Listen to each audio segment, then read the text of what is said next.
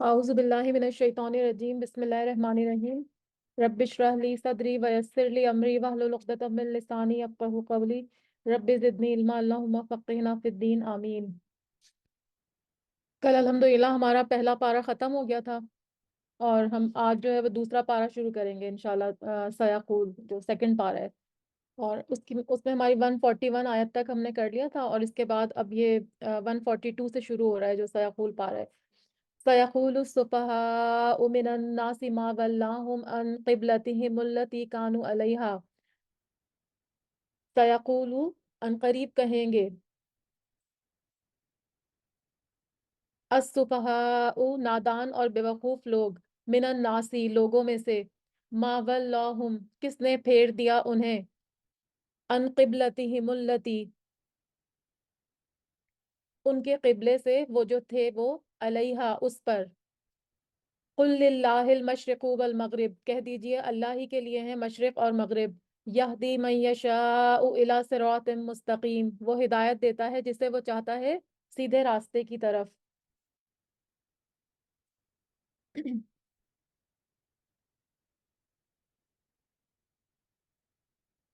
تو اس میں اس کا تھوڑا سا میں آپ کو پس منظر بتا دیتی ہوں کہ یہ آیتیں کس کانٹیکس میں نازل ہوئیں۔ جب محمد صلی اللہ علیہ وسلم مکہ میں تھے تو بیت اللہ کی طرف منہ کر کے نماز پڑھتے تھے، یعنی وہ ویسے تو ان کو اس وقت حکم نہیں آیا تھا، لیکن حتیم کی طرف سے جب آپ صلی اللہ علیہ وسلم کھڑے ہوتے تھے تو قبلے کی طرف رخ کرتے تھے، تو آپ کے سامنے خانہ کعبہ بھی ہوتا تھا اور بیت المقدس بھی ہوتا تھا، دونوں قبلے سامنے آ جاتے تھے۔ لیکن جب آپ صلی اللہ علیہ وسلم ہجرت کر کے مدینہ تشریف لے کر آئے تو یہاں پر پہلے سے اہل کتاب موجود تھے، یعنی یہودی جو یہود اور نصارہ تھے جو اہل کتاب تھے وہ وہاں پہلے سے موجود تھے، اور وہ اپنی عبادت میں بیت المقدس کی طرف منہ کر کے نماز پڑھتے تھے۔ تو پھر اللہ تعالیٰ نے بھی آپ صلی اللہ علیہ وسلم کو بیت المقدس کی طرف منہ کر کے نماز پڑھنے کا حکم دیا، اور وہ بیت المقدس مدینہ سے جس جانب ہے، کعبہ اس کے بالکل اپوزٹ تھا، یعنی 180 ڈگری کے اوپر جو تھا وہ کعبہ تھا۔ تو آپ جب مدینہ تشریف لے گئے تو تقریباً 16-17 مہینے تک بیت المقدس کی طرف منہ کر کے نماز پڑھتے رہے، اور یہ بھی اللہ کے حکم سے ہی تھا، اللہ نے ان کو حکم دیا تھا کہ آپ جو ہے وہ ابھی اس طرف منہ کر کے نماز پڑھیں۔ حالانکہ آپ صلی اللہ علیہ وسلم کی دلی خواہش تھی کہ خانہ کعبہ کی طرف رخ کر کے نماز پڑھی جائے جو قبلہ ابراہیمی ہے، تو اس کے لیے آپ صلی اللہ علیہ وسلم بار بار دعا بھی فرماتے تھے اور بار بار آسمان کی طرف بھی نظر اٹھاتے تھے، کیونکہ جبرائیل علیہ السلام وہی لے کر آتے تھے تو وہ ان کا انتظار کرتے تھے کہ کب اللہ کا حکم ہو اور میں وہی آئے اور میں جو ہوں اس کی طرف منہ کر کے خانہ کعبہ کی طرف تحویل قبلہ کا حکم ہو جائے اور میں خانہ کعبہ کی طرف منہ کر کے نماز پڑھوں۔ تو پھر اس کے بعد تحویل قبلہ کا حکم آ گیا تھا، تو اس پر یہودی اور منافقین جو تھے انہوں نے بہت شور مچایا، حالانکہ نماز جو ہے وہ اللہ کی عبادت ہے، اور اس میں جو عبادت کرنے والا ہوتا ہے، بندہ جو اللہ کا ہوتا ہے وہ ویسا ہی کرتا ہے جیسا اللہ تعالیٰ کا حکم ہوتا ہے، اور اسی طرح کرنے کا وہ پابند ہوتا ہے۔ تو جس طرف اللہ نے رخ پھیر دیا اس طرف پھر جانا ضروری تھا، لیکن انہوں نے کیا کیا، اس کے اوپر کافی شور مچایا کہ یہ کیسے ہو سکتا ہے کہ تم ابھی ایک طرف منہ کر کے نماز پڑھتے ہو اور اب تم دوسری طرف، حالانکہ ان کو پتا تھا، ان کی کتابوں میں موجود تھا کہ جو آخری پیغمبر آئیں گے ان کا قبلہ کعبہ ہی ہوگا، یہ ان کی کتابوں میں یعنی تورات اور انجیل وغیرہ میں موجود تھا اور ان کو پتا تھا، اور یہی ان کے صحیح پیغمبر ہونے کی نشانی بھی تھی۔ تو پہلے تو وہ ان کو کہتے تھے کہ یہ آپ تو صحیح پیغمبر نہیں ہے کہ آپ کعبے کی طرف منہ کر کے نماز نہیں پڑھتے، اور جب حکم آ گیا تو اس کے بعد انہوں نے شور مچانا شروع کر دیا۔ اور جو پیچھے ہم نے تنسیخ کی مثال پڑھی تھی نا، کہ نسخ کی مثال پڑھی تھی کہ کبھی اللہ تعالیٰ آیت کو منسوخ کر دیتے ہیں اور حکم باقی رہتا ہے، تو یہاں پر بھی اسی نسخ کی مثال تھی کہ حکم اور لفظ دونوں ہی منسوخ ہو گئے تھے، یعنی جو بیت المقدس کی طرف منہ کر کے نماز پڑھنے کی جو حکم تھا وہ دونوں ہی منسوخ ہو گئے تھے، اور آپ صلی اللہ علیہ وسلم کو یہ معلوم تھا کہ آپ صلی اللہ علیہ وسلم آخری نبی ہیں اور ان کا قبلہ خانہ کعبہ کی طرف ہے، اور یہود کی کتابوں میں بھی یہ لکھا ہوا تھا، اسی لیے آپ صلی اللہ علیہ وسلم بار بار آسمان کی طرف نظر اٹھا کر دیکھتے اور جبرائیل علیہ السلام کے آنے کا انتظار کرتے کہ وہ وہی لائیں گے اور اس میں حکم ہوگا تو وہ اپنا قبلہ خانہ کعبہ کو بنا لیں گے۔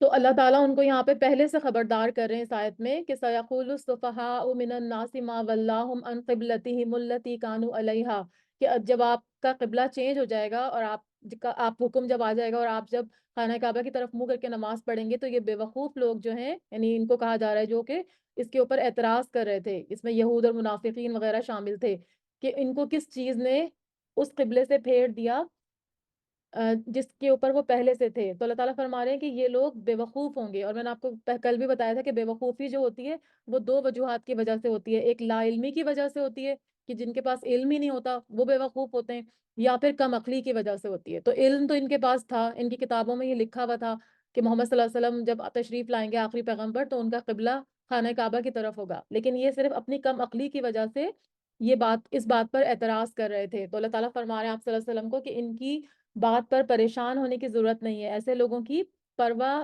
نہ کریں. آپ صلی اللہ علیہ وسلم کو تسلی دی جا رہی ہے کہ یہ لوگ تو بے وقوف لوگ ہیں. قل آپ کہہ دیجئے للہ المشرق والمغرب، اللہ ہی کے لیے ہیں مشرق اور مغرب. یہدی من یشاء الی صراط مستقیم، وہ ہدایت دیتا ہے جسے وہ چاہتا ہے سیدھے راستے کی طرف. یعنی جو لوگ رہنمائی چاہتے ہیں اللہ تعالیٰ ان کو سیدھے راستے کی طرف موڑ دیتا ہے. اور ابن تیمیہ مطلب اس میں یہ بھی ایک بات ہے کہ انبیاء جتنے بھی تھے ان سب کا قبلہ جو تھا وہ خانہ کعبہ ہی رہا. ابن تیمیہ فرماتے ہیں کہ یہود اور نصارہ نے خود سے یہ تبدیلی کر لی تھی اور خانہ کعبہ کو چھوڑ کر بیت المقدس کو اپنا قبلہ بنا لیا تھا. تو یہاں پر اللہ تعالیٰ یہی فرما رہے ہیں کہ ان کی بے وقوفی کو چھوڑ دیں. یہ بے وقوف لوگ ہیں جو آپ کے اس بات پر اعتراض کر رہے ہیں. ان کو آپ اگر یہ آپ کی بات پر اعتراض کریں، آپ کے قبلے پر اعتراض کریں، تو آپ کیا کہیں کہ مشرق اور مغرب اللہ ہی کے لیے ہیں، تو جہاں پر بھی ہم منہ کر کے نماز پڑھیں ہماری نماز ہو جائے گی. یعنی اس طرح سے ان کو تسلی دینے کے لیے فرمایا جا رہا ہے کہ اصل تو خانہ کعبہ تو ایک گھر ہے، لیکن اصل تو آپ جو عبادت کر رہے ہیں وہ گھر کے لیے نہیں کر رہے. وہ کس کے لیے کر رہے ہیں؟ وہ اس گھر کے رب کے لیے کر رہے ہیں. تو رب تو ہر جگہ موجود ہے. تو وہ اصل چیز کیا ہے؟ اللہ تعالیٰ کی اطاعت. یعنی اگر اللہ تعالیٰ کا حکم تھا کہ بیت المقدس کی طرف نماز پڑھیں منہ کر کے تو انہوں نے وہ کیا، اور جب حکم آیا کہ خانہ کعبہ کی طرف منہ کر کے نماز پڑھیں تو پھر اللہ تعالیٰ اس کے اوپر قدرت رکھتا ہے کہ وہ جہاں چاہے اپنے بندوں کو کسی بھی بات کا حکم دے، کسی بھی آیت کو منسوخ کر دے. تو آپ کو تسلی دی جا رہی ہے کہ مشرق اور مغرب تو اللہ ہی کے لیے ہیں، وہ جسے ہدایت دیتا ہے، دینا چاہتا ہے اس کو سیدھے راستے کی طرف ہدایت دے دیتا ہے.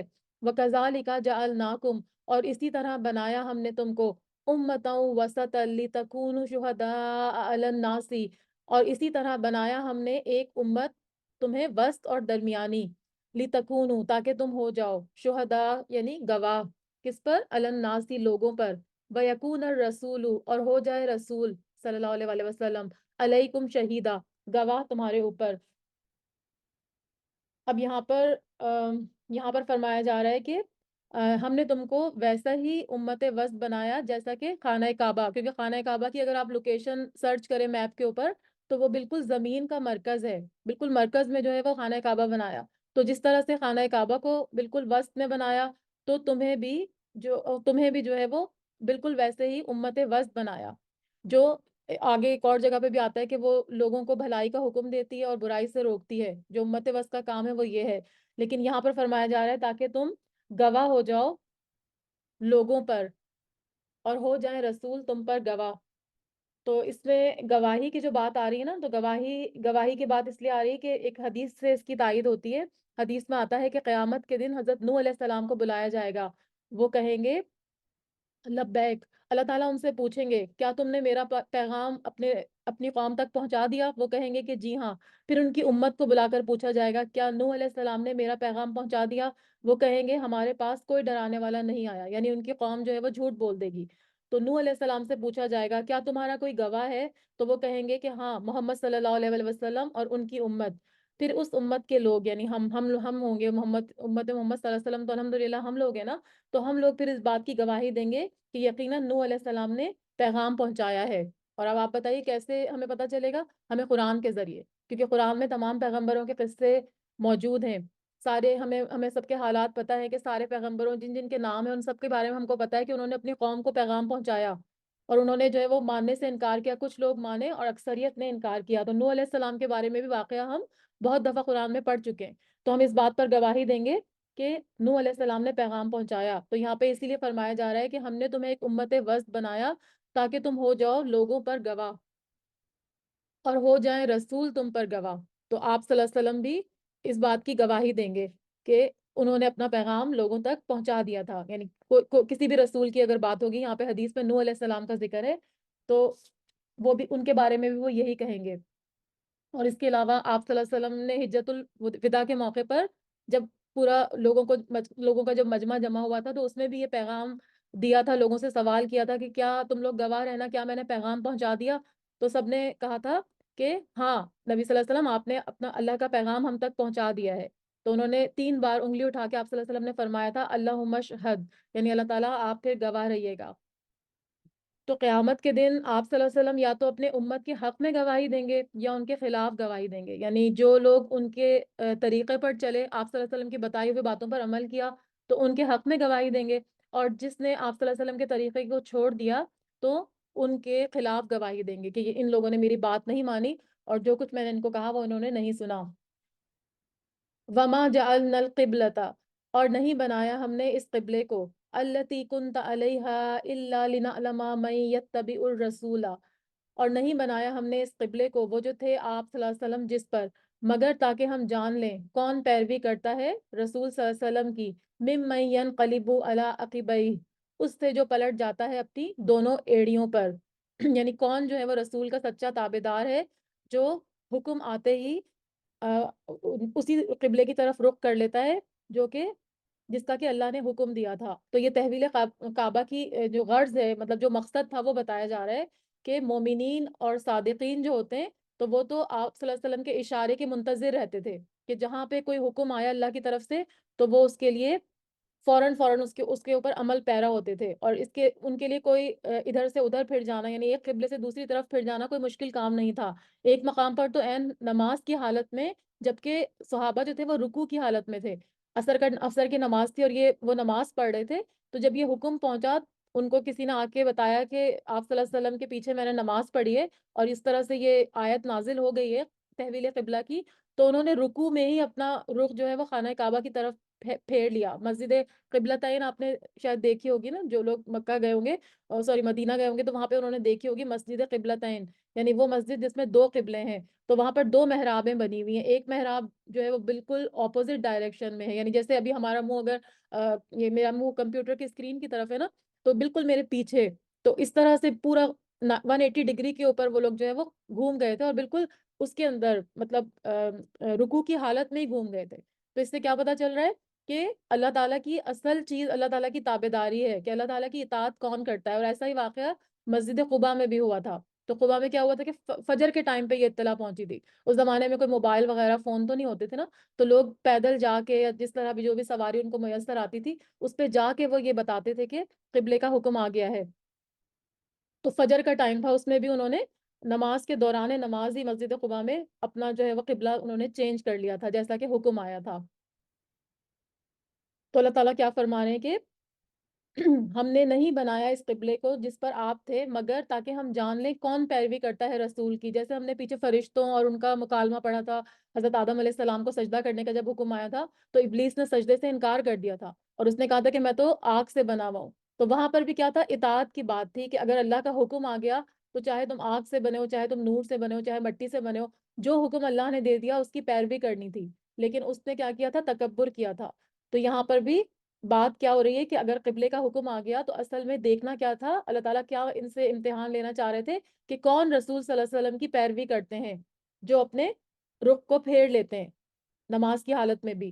وَإِنْ كَانَتْ لَكَبِيرَةً، اور بلا شبہ تھی یہ بڑی بات، إِلَّا عَلَى الَّذِينَ هَدَى اللَّهُ، لیکن ان پر نہیں جنہیں ہدایت دی تھی اللہ نے، یعنی جو لوگ نافرمان تھے، جو ہدایت سے دور تھے، گمراہ تھے، ان کے لیے تو بہت بڑی بات تھی کہ ایک قبلے کو بالکل چینج کر دینا۔ لیکن جو لوگ اللہ تعالیٰ نے جن کو ہدایت دے دی تھی، جو ہدایت پر تھے اور آپ صلی اللہ علیہ وسلم کے اور اللہ کے حکم کی پیروی کرتے تھے، ان کے لیے یہ کوئی بھاری بات نہیں تھی، انہوں نے فوراً اس کی بخوشی پیروی کی۔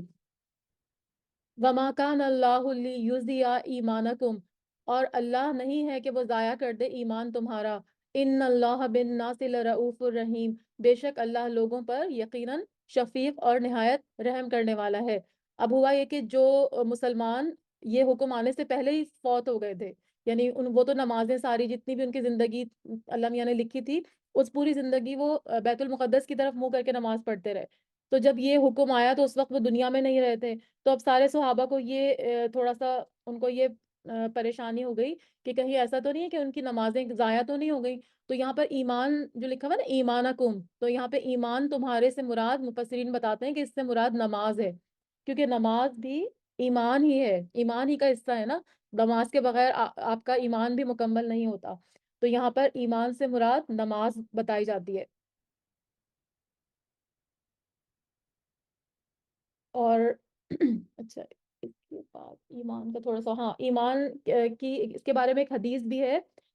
اس کے بارے میں یہ حدیث ہے کہ ایمان کی 70 سے زیادہ شاخیں ہیں. سب سے افضل قسم لا الہ الا اللہ اور نچلا درجہ راستے سے تکلیف دہ چیز کو ہٹا دینا ہے. آپ صلی اللہ علیہ وسلم نے فرمایا کہ حیا بھی ایمان کا حصہ ہے. تو اسی طرح سے نماز بھی جو ہے وہ ایمان کا حصہ ہے. تو اسی لیے یہاں پر ایمانکم کا مطلب نماز ہے. تو فرمایا کہ ان کی نمازیں جو ہے وہ ضائع نہیں ہوں گی. یعنی ان کو یہ شک ہوا نا کہ اگر جو لوگ فوت ہو گئے تو کہیں ان کی نمازیں ضائع تو نہیں ہو جائیں گی، کیونکہ بیت المقدس کی طرف منہ کر کے نماز پڑھنے کا حکم بھی اللہ تعالیٰ نے ہی دیا تھا نا. تو جب اللہ تعالیٰ ہی کے حکم کی وہ پیروی میں نماز پڑھ رہے تھے تو پھر کیسے ان کی نمازیں جو ہے وہ ضائع ہو سکتی ہیں. تو اسی لیے فرمایا جا رہا ہے کہ ان اللہ بالناس لرؤوف الرحیم، بے شک اللہ لوگوں پر بہت ہی شفقت کرنے والا ہے اور بہت ہی رحیم ہے. اللہ تعالیٰ بہت زیادہ رحم فرمانے والے ہیں اور بہت زیادہ مہربانی کرنے والے ہیں. یعنی ان کی نمازیں ضائع نہیں ہوں گی، جو لوگ فوت ہو گئے ان کو پورا ثواب ملے گا. تو یہاں پر نماز کو ایمان سے ایمان کے برابر قرار دے کے یہ واضح کر دیا گیا کہ نماز کے بغیر ایمان کی کوئی حیثیت نہیں ہے. یعنی اگر آپ اپنے آپ کو مومن کہتے ہیں اور نماز ہی ادا نہیں کرتے تو پھر آپ مومن کہلانے کے لائق نہیں ہے، کیونکہ نماز جو ہے وہ مومن اور کافر میں فرق کرتی ہے. تو اگر ہم نماز نہیں پڑھیں گے تو اس کا مطلب ہے کہ ہم مومن ہیں یا نہیں ہے، وہ بات پھر شک میں پڑ جاتی ہے. تو اسی لیے فرمایا کہ اللہ تعالیٰ لوگوں پر نہایت شفیق ہے اور نہایت رحم کرنے والا ہے. یعنی اگر وہ توبہ کرے اور اللہ سے اپنے گناہوں کی معافی مانگے تو اللہ تعالیٰ کو نہایت ہی شفیق اور رحم کرنے والا پائیں گے. قد نرا تقلب وجہک فی السماء، تحقیق ہم دیکھتے ہیں بار بار آپ صلی اللہ علیہ وسلم کے چہرے کا آسمان کی طرف اٹھنا. کیونکہ میں نے جیسا آپ کو بتایا کہ آپ صلی اللہ علیہ وسلم خود دل سے چاہتے تھے، ان کو معلوم بھی تھا کہ میرا قبلہ جو ہے وہ خانہ کعبہ ہی ہے اصل قبلہ.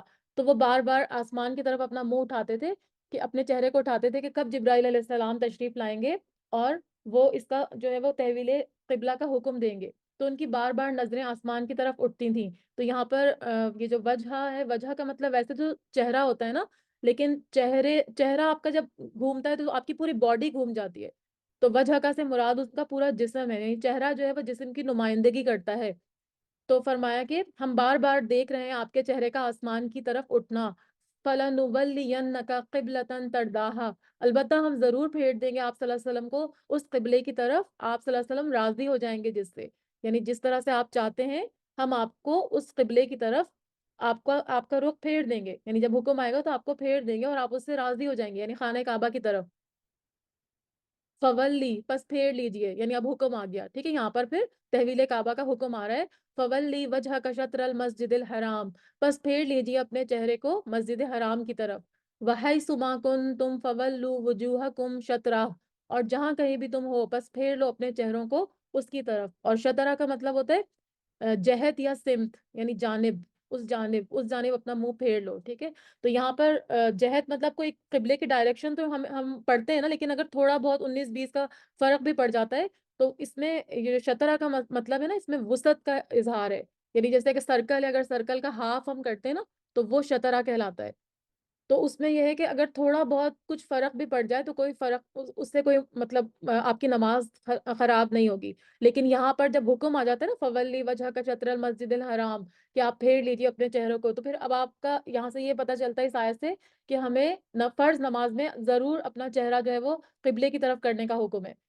ہاں اگر کسی وجہ سے آپ کو کوئی ڈائریکشن نہیں پتہ چل رہی، آپ کے پاس کوئی اپلائنسز نہیں ہے، آپ کو قبلے کی ڈائریکشن نہیں پتہ چل رہی، اندھیرا ہے، نہ سورج ہے، آپ کو سمجھ میں نہیں آ رہا، تو اس موقع پر پھر آپ جو ہے وہ نماز کو اپنے اندازے سے پڑھ سکتے ہیں.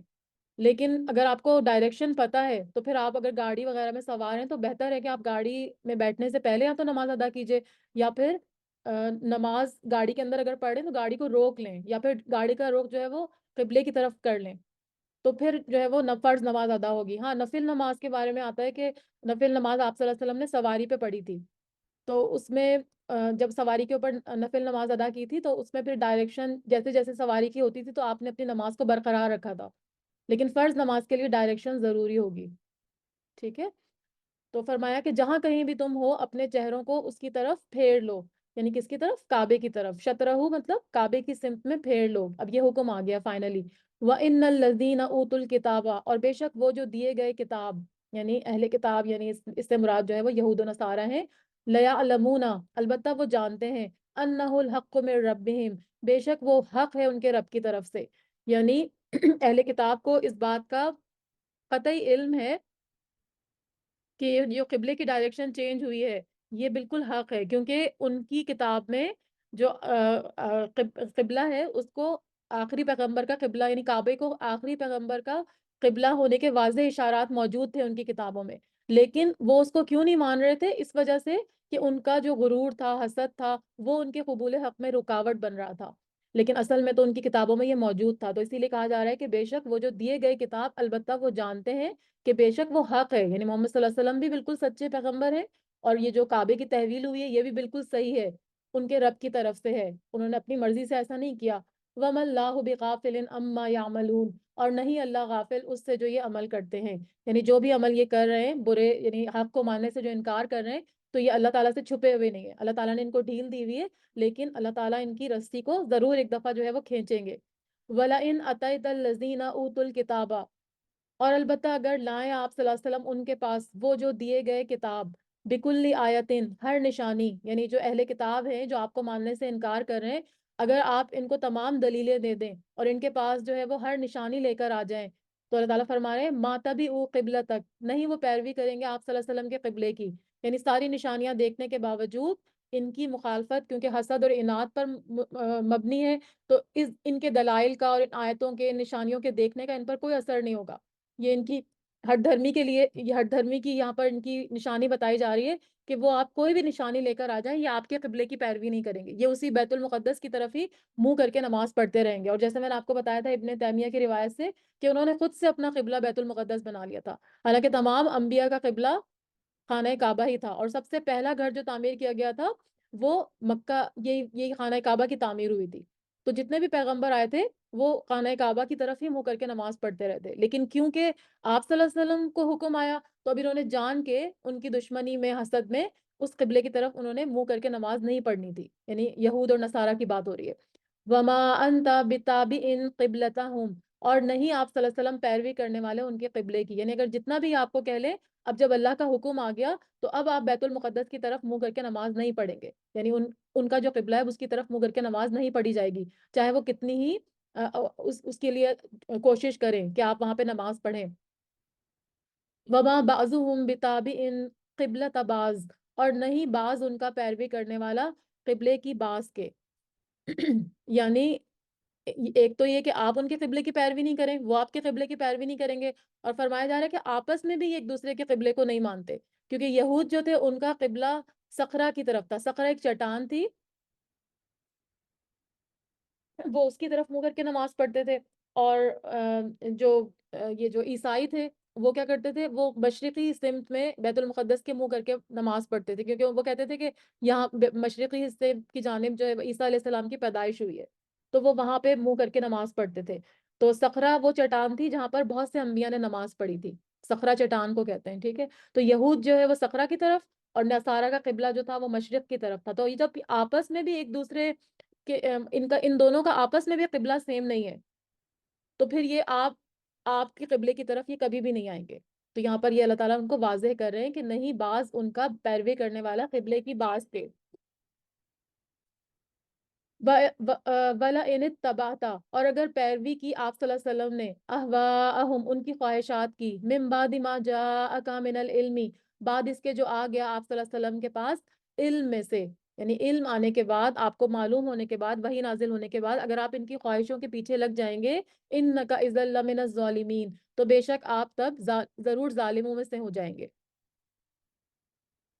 تو یہاں پر آپ صلی اللہ علیہ وسلم کو تنبیہ کی جا رہی ہے، آپ ایسا کرنے والے نہیں تھے، لیکن آپ کو تنبیہ کر کے ہم تمام امت کو ایک طرح سے انڈائریکٹلی بولا جا رہا ہے کہ ہمیں ان کی خواہشات کی پیروی نہیں کرنی، اگر وہ ہم سے دوستی کرنا چاہتے ہیں، ہم سے ملنا چاہتے ہیں، ہمارے ساتھ دوستی بنانا چاہتے ہیں، لیکن ہمیں ان کی خواہشات کی بالکل بھی پیروی نہیں کرنی، کیوں؟ کیونکہ ہمارے پاس علم آ گیا، تو ہمیں کیا حکم آیا کہ اب آپ کا قبلہ جو ہے وہ خانہ کعبہ ہے، تو اب ہمیں خانہ کعبہ ہی کی طرف منہ کر کے نماز پڑھنی ہے۔ وہ جتنے بھی دلائل دے لیں اب ہم ان کی بات نہیں سنیں گے، اور اگر جو بھی ایسا کرے گا وہ ظالموں میں سے ہو جائے گا، یعنی حق سے دور ہو جائے گا۔ الذین آتیناہم الکتاب، وہ لوگ جو دی ہم نے ان کو کتاب، یعرفونہ، وہ پہچانتے ہیں اسے، کما یعرفون ابناءہم، وہ پہچانتے ہیں اس کو ایسا جیسا کہ پہچانتے ہیں اپنے بیٹوں کو، یعنی آپ صلی اللہ علیہ وسلم کو جیسے آپ اگر آپ کے بچے ہوں، ایون کوئی نابینا بھی ہوتا ہے نا، وہ اپنے بچوں کی خوشبو سے ان کو پہچان لیتا ہے۔ تو اگر ہم بہت بڑا بھی مجمع ہوگا نا، اگر 100 لوگ 200 لوگ 1000 لوگ بھی ہوں گے، تو ہم تھوڑی سی کوشش سے اپنے بچوں کو پہچان لیں گے، اپنے بیٹے اگر ہمارا بیٹا وہاں موجود ہوگا تو ہم اس کو پہچان لیں گے۔ تو یہ لوگ آپ صلی اللہ علیہ وسلم کو بالکل ایسے ہی پہچانتے تھے کہ جیسے کہ اپنے بیٹوں کو پہچانتے ہیں، کیونکہ ان کی کتابوں میں بالکل واضح نشانیاں لکھی ہوئی تھیں پیغمبر کے آنے کی، کہ یہ پیغمبر آئیں گے اور ان کی یہ نشانیاں ہوں گی، اور ان کا قبلہ جو ہے وہ مطلب جو بھی ان کا قبلہ خانہ کعبہ کی طرف ہوگا، تو یہ ساری نشانیاں ان کے اندر موجود تھیں، اور یہ آپ صلی اللہ علیہ وسلم کو اپنے بچوں کی طرح پہچانتے تھے۔ وَإِنَّ فَرِيقًا مِّنْهُمْ، اور بے شک ایک گروہ کے لوگ ان میں سے، لَيَكْتُمُونَ الْحَقَّ، البتہ وہ چھپاتے ہیں حق کو، وَهُمْ يَعْلَمُونَ، حالانکہ وہ جانتے ہیں، لیکن ان کی ایک جماعت جو ہے وہ حق کو پہچان کر پھر بھی چھپاتی ہے، اور یہ ان کے علماء کا رول بتایا جا رہا ہے کہ ان کے علماء جو تھے وہ لوگوں سے بھی چھپاتے تھے اور کتاب کو بھی چھپاتے تھے، کیونکہ کتاب کا علم زیادہ تر ان کے علماء کے پاس تھا، عام لوگوں تک اس کی رسائی نہیں تھی، تو وہ علماء جو تھے وہ حق کو چھپاتے تھے۔ تو اللہ تعالیٰ فرما رہے ہیں، لیکن ایک گروہ کی بات ہو رہی ہے نا، تو ان کے سارے ایسے نہیں تھے، جیسے کہ اب ان کی بات آتی ہے عبداللہ بن سلام رضی اللہ تعالیٰ عنہ، تو وہ لوگ تو اسلام لے آئے تھے، اور آپ صلی اللہ علیہ وسلم کو دیکھ کر وہ مشرف با اسلام ہو گئے تھے، یعنی فوراً ہی انہوں نے آپ کو پہچان لیا تھا اور آپ کو سچا پیغمبر تسلیم کر لیا تھا، اور ان کے اوپر ایمان لے کر آ گئے تھے۔ تو اسی لیے یہاں پر ایک گروہ کی بات ہو رہی ہے کہ ان کی ایک جماعت حق کو پہچان کر پھر بھی چھپاتی ہے، یعنی آپ صلی اللہ علیہ وسلم کو پہچاننے کے باوجود صرف حسد اور انات کی وجہ سے وہ آپ صلی اللہ علیہ وسلم کو ماننے سے انکار کرتے ہیں۔ اور قبلے کا مقصد کیا تھا؟ قبلے کی تحویل کا حکم کیوں دیا گیا تھا؟ ایک تو یہ کہ کون اللہ تعالیٰ کے حکم کی پیروی کرتا ہے، دوسرا قبلے سے ایک تنظیم، آپ کی ایک ڈسپلن نظر آتا ہے، اور اس کے علاوہ توحید، یعنی سب ایک اللہ کی طرف رخ کر کے نماز پڑھتے ہیں۔ تو قبلے کی عبادت نہیں کی جاتی، بلکہ اصل میں ہم اس رب کی عبادت کرتے ہیں جس نے اس کو کرنے کا حکم دیا ہے۔ تو یہاں پہ ہمیں کیا پتا چل رہا ہے، ایک اور چیز کیا پتا چل رہی ہے کہ علم آنے کے بعد ہمیں اپنی خواہشات کی پیروی نہیں کرنی چاہیے، کیونکہ انہوں نے یہی کیا تھا نا، یہ جو ابھی ہم نے پیچھے آیت پڑھی تھی نا، کہ اگر آپ نے پیروی کی ان کی خواہشات کی، تو اس کے بعد علم آنے کے بعد آپ نے اگر ان کی خواہشات کی پیروی کی، اب جیسے اگر ہم نے قرآن پڑھ لیا ہے الحمدللہ، تھوڑا بہت ہمیں اس کی نالج ہو گئی ہے، تو ہم اس نالج کے آنے کے بعد اگر اپنی خواہشات کے مطابق عمل کریں گے کہ نہیں نہیں، اگر ہم نے پردے کا حکم دیکھ بھی لیا، ہم نے نماز کا حکم دیکھ بھی لیا، اور پھر ہم یہ کہیں کہ نہیں نہیں ہمارا تو دل نہیں کر رہا، یا ہمارا دل اس چیز کو کرنے کا نہیں چاہ رہا، تو پھر وہ لوگ ظالموں میں سے ہو جائیں گے۔ تو علم آنے کے بعد کبھی بھی خواہشات کی پیروی نہیں کرنی چاہیے، یہ بھی ہم کو ایک سبق مل رہا ہے، اور حق کو کبھی پہچان کر اس کا انکار بھی نہیں کرنا چاہیے۔ تو یہاں پر یہی فرمایا جا رہا ہے کہ وہ لوگ جو ہے وہ حق کو پہچان کر چھپاتے ہیں۔ الحق من ربک، حق جو ہے وہ آپ صلی اللہ علیہ وسلم کے رب کی طرف سے ہے، فلا تکونن من الممترین، تو پس آپ ہرگز نہ ہو شک کرنے والوں میں سے، یعنی آپ کے رب کی طرف سے یہ سراسر حق ہے، اور آپ شک کرنے والوں میں سے نہ ہو، یعنی پیغمبر پر اللہ کی طرف سے جو بھی حکم اترتا ہے وہ یقیناً حق ہے، اس میں کوئی شک و شبے کی گنجائش نہیں ہے، تو آپ صلی اللہ علیہ وسلم کو شک کرنے کی ضرورت نہیں، اور آپ ایسا کر نہیں رہے تھے، بس آپ کو جو ہے وہ اللہ تعالیٰ کی طرف سے تنبیہ کی جا رہی ہے۔ وَلِكُلٍّ وِجْهَةٌ، اور ہر ایک کے لیے ہے ایک سمت، وجہ میں نے آپ کو بتایا تھا چہرے کو کہتے ہیں نا، تو یہاں پہ سمت اس کا میننگ لکھا ہوا ہے کہ ہر شخص ایک سمت کی طرف متوجہ ہو رہا ہے، ہوا مولیہا، وہ منہ پھیرنے والا ہے اس کی طرف، فاستبقوا الخیرات، پس سبقت کرو نیکیوں میں، یعنی ہر شخص کسی نہ کسی طرف متوجہ ہو رہا ہے، یعنی ہر مذہب والے نے اپنا پسندیدہ قبلہ بنا رکھا ہے جس کی طرف وہ رخ کرتا ہے، اور دوسرا مفہوم یہ ہے کہ ہر ایک مذہب نے اپنا ایک طریقہ اور ایک اپنی شریعت بنا رکھی ہے۔ تو ایک اور جگہ پہ آتا ہے سورہ معاہدہ کی آیت نمبر 48 میں، اس کا ترجمہ ہے کہ اللہ تعالیٰ نے ہدایت اور ضلالت دونوں کی وضاحت کے بعد انسان کو ان دونوں میں سے کسی ایک کو اختیار کرنے کی جو آزادی دی ہے، اس کی وجہ سے مختلف طریقے اور دستور لوگوں نے بنا لیے ہیں جو ایک دوسرے سے مختلف ہیں، یعنی اللہ تعالیٰ نے تو ایک ہی مذہب سب کے اوپر اتارا تھا نا، جیسے ہم نے پیچھے پڑھا تھا کہ ان کے سارے جتنے بھی ابراہیم علیہ السلام کے جو بیٹے تھے اور ان کے بیٹے تھے، وہ سارے کے سارے ایک ہی امت پر تھے، لیکن انہوں نے خود سے اپنی جو ہے وہ الگ الگ جو ہے وہ قبلے بنا لیے، اپنی اپنی عبادت کے الگ الگ طریقے بنا لیے۔ تو اللہ تعالیٰ فرما رہے ہیں کہ ہر ایک کے لیے ایک سمت ہے اور وہ منہ پھیرنے والا ہے اس کی طرف۔ فاستبقوا الخیرات، اصل کام کیا ہے کہ نیکیوں میں سبقت کرنا۔ سبقہ کا مطلب ہوتا ہے دوڑ لگانا، یعنی جہاں پر بھی آپ کو نیکیوں کی کام نظر آئے تو اس کی طرف دوڑنے کا حکم ہے۔ یعنی جہاں بھی تم ہوگے وہاں پر تمہیں جو ہے وہ کرنا کیا ہے، اصل کام کیا ہے دینی یا دنیاوی لحاظ سے، کہ آپ نے نیکیوں کی طرف سبقت لگانی ہے، اس کی طرف جو ہے وہ دوڑ کر آنا ہے۔ جہاں بھی نیکیوں کی بات ہو، جہاں پہ بھی نیکیوں کمانے کا موقع ہو تو اس کی طرف دوڑ کر جانا ہے، اس کو فوراً اویل کر لینا ہے۔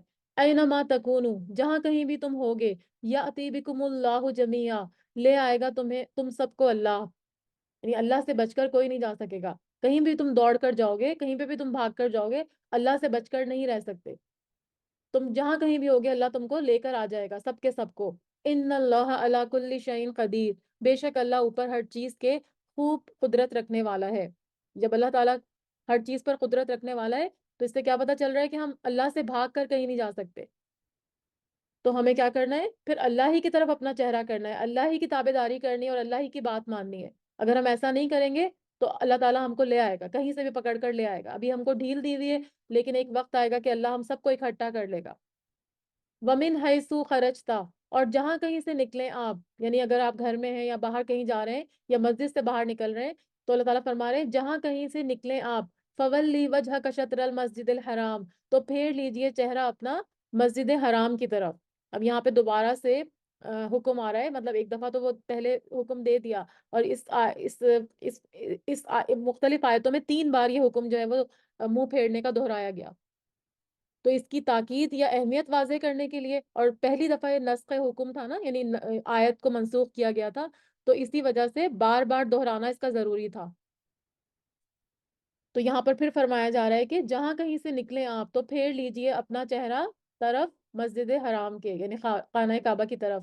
وَإِنَّهُ لَلْحَقُّ مِن رَبِّكَ، اور بے شک وہ البتہ حق ہے آپ صلی اللہ علیہ وسلم کے رب کی طرف سے، یعنی جو آپ قبلہ، جو اپنے آپ کو بدلنے کا حکم دیا گیا ہے، یہی ایک سچا جو ہے وہ قبلہ ہے جس کی طرف آپ کو حکم کرنے، جو جس کی طرف آپ کو رخ کرنے کا حکم دیا گیا ہے۔ تو آپ جو ہے اس کو حق مانیں، اس میں شک کرنے کی ضرورت نہیں ہے۔ وَمَا اللَّهُ بِغَافِلٍ عَمَّا تَعْمَلُونَ، اور اللہ نہیں غافل اس سے جو تم عمل کرتے ہو۔ اب تیسری دفعہ بتایا جا رہا ہے، یہ سیکنڈ ٹائم تھا، اب تھرڈ ٹائم آیت نمبر 150 میں بتایا جا رہا ہے دوبارہ سے وہی سیم آیت۔ وَمِنْ حَيْثُ خَرَجْتَ، اور جہاں کہیں سے نکلیں آپ، فَوَلِّ وَجْهَكَ شَطْرَ الْمَسْجِدِ الْحَرَامِ، تو پھیر لیجئے اپنا چہرہ مسجد حرام کی طرف۔ وَحَيْثُ مَا كُنْتُمْ، اور جہاں کہیں بھی ہو تم، فَوَلُّوا وُجُوهَكُمْ شَطْرَهُ، تو پھیر لو اپنے چہروں کو طرف اس کے۔ لِأَلَّا يَكُونَ لِلنَّاسِ، تاکہ نہ ہو لوگوں کے لیے، علیکم حجہ، تم پر کوئی بھی حجت۔ اب تیسری دفعہ یہ حکم دیا جا رہا ہے کہ اپنا چہرہ کعبے کی طرف پھیر لو جہاں بھی کہیں تم باہر نکلو یہاں سے، تاکہ لوگوں کی کوئی حجت تم پر باقی نہ رہ جائے، یعنی اہل کتاب یہ نہ کہہ سکیں کہ ہماری کتابوں میں تو ان کا قبلہ خانہ کعبہ ہے اور یہ بیت المقدس کی طرف منہ کر کے نماز پڑھتے ہیں۔ تو یہاں سے ایک طرح سے جیسے میں نے آپ کو بتایا تھا قبلے کی تبدیلی کا حکم ایک تو تنظیم کے لیے تھا، ڈسپلن کے لیے تھا، اور دوسرا جو ہے وہ اللہ تعالیٰ کی پیروی کون کرے گا، اور تیسرا کہ توحید، یعنی توحید کی طرف بھی نشاندہی کر رہا ہے کہ دنیا میں مسلمان کہیں میں ہو، کسی بھی کونے میں ہو، سارے کے سارے جو ہے وہ ان کا رخ ایک ہی طرف ہوتا ہے، وہ ایک ہی قبلے کی طرف منہ کر کے نماز پڑھتے ہیں۔ تو یہ ہم کو توحید کا بھی سبق دیتا ہے، اللہ تعالیٰ کی پیروی کرنے کا، ان کے حکم کی تابع داری کرنے کا، اور دوسرا ڈسپلن کا بھی حکم دیتا ہے۔ کیونکہ آپ دیکھیں خانہ کعبہ میں جب سب اکٹھے، یا کسی بھی مسجد میں دیکھ لیجئے جب بہت بڑی تعداد میں لوگ اکٹھے نماز پڑھتے ہیں تو کتنی اچھی وہ فیلنگ آتی ہے کہ سب کا رخ ایک ہوتا ہے، طواف چل رہا ہوتا ہے اور اس کے بعد ایک دم سے جب اذان ہوتی ہے تو طواف بھی رک جاتا ہے، اور جو جہاں کھڑا ہوتا ہے وہیں پہ صفیں بن جاتی ہیں اور سب کے رخ ایک طرف ہوتے ہیں۔ تو یہ ایک بہت بڑے ڈسپلن کی علامت ہے کہ اتنی بڑی تعداد میں مسلمانوں کا ایک طرف متوجہ ہونا۔ تو اس سے کیا ہوتا ہے، اس سے آپ کو توحید کا پتہ چلتا ہے کہ ایک ہم سارے مسلمان ایک ہی اللہ کی عبادت کرتے ہیں۔ تو فرمایا کہ ان کے اوپر تم پر کوئی حجت باقی نہ رہ جائے لوگوں کے لیے، اسی لیے تم جو ہے وہ اس قبلے کی پیروی کرو۔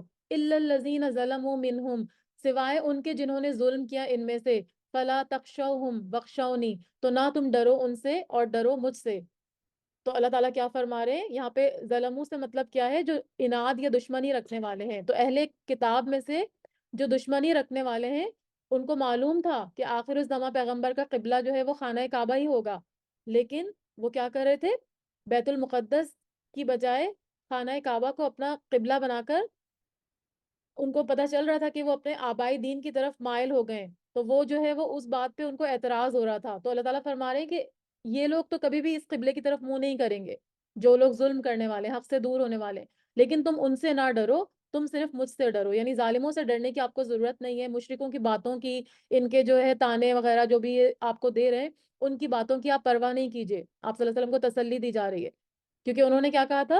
انہوں نے کیا بات کی تھی کہ محمد صلی اللہ علیہ وسلم نے ہمارا قبلہ تو اختیار کر لیا ہے، ان قریب ہمارا دین بھی اپنا لیں گے۔ اس طرح کی وہ یہ مشرکین کیونکہ اس طرف خانہ کعبہ کے گرد طواف کرتے تھے نا، اس کی عبادت کرتے تھے، اس کے گرد عبادت کرتے تھے، تو وہ کہنے لگے کہ اچھا اب ان کا قبلہ بھی اس طرف ہو گیا ہے، یہ مشرکین مکہ کہہ رہے ہیں، اور پھر اس کے بعد یہ ہمارا دین بھی اپنا لیں گے۔ تو اللہ تعالیٰ فرما رہے ہیں ان کی باتوں سے یا ان سے ڈرنے کی ضرورت نہیں ہے، آپ صرف مجھ سے ڈریں۔ اللہ کا ڈر جو ہوتا ہے وہ انسان کے اندر ایک اعتماد اور ایک اس کو جو ہے وہ قوی بناتا ہے، اس کو بھروسہ دیتا ہے، ٹھیک ہے، اس کو لوگوں کا ڈر محسوس نہیں ہوتا اگر وہ اللہ سے ڈرنے والا ہوتا ہے۔ تو فرمایا تخشونی تخشوہم فلا تخشوہم وخشونی، یعنی ان سے نہ ڈرو، مجھ سے ڈرو۔ ولی اتما، تاکہ میں پوری کر دوں، نعمتی، اپنی نعمت، علیکم، تم پر، ولعلکم تہتدون، اور تاکہ تم ہدایت پا جاؤ۔ یعنی یہاں نعمت سے مراد جو ہے وہ دین اسلام ہے، دین اسلام کی نعمت کو اللہ تعالیٰ فرما رہے ہیں تاکہ میں تمہارے اوپر دین اسلام کو مکمل کر دوں اور تم ہدایت پا جاؤ، کیونکہ جو بھی اسلام لے کر آئے گا وہی ہدایت کے راستے پر ہوگا۔